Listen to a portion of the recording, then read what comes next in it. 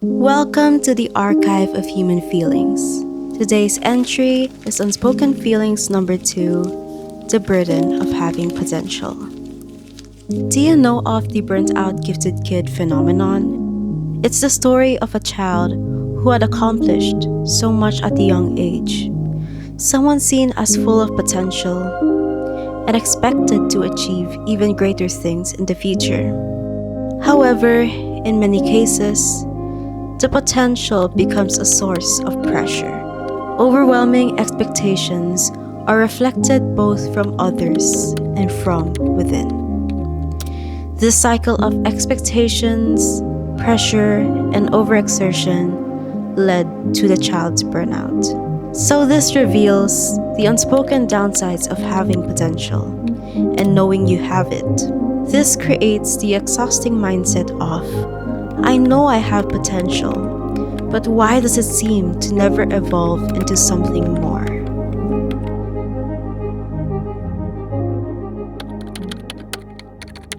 Imagine yourself as a child, talented at many activities and willing to learn more. You were good at academics and the arts, plus you were incredibly fast in acquiring knowledge.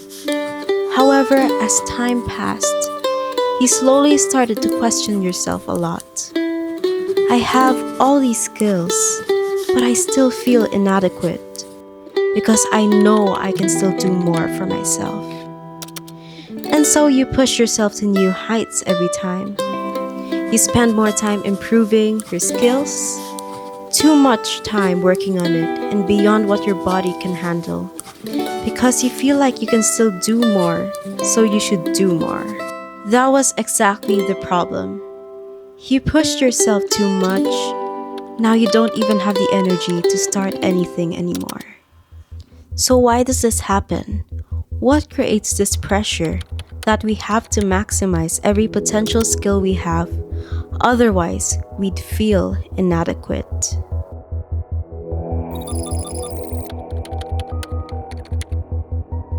The uncertainty of potential.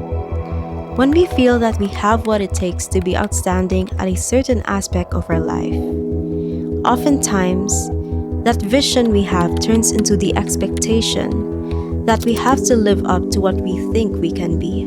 Potential, after all, is a possibility, not a guarantee. Therefore, it is very easy for thoughts about potential to slip from possibility to expectation.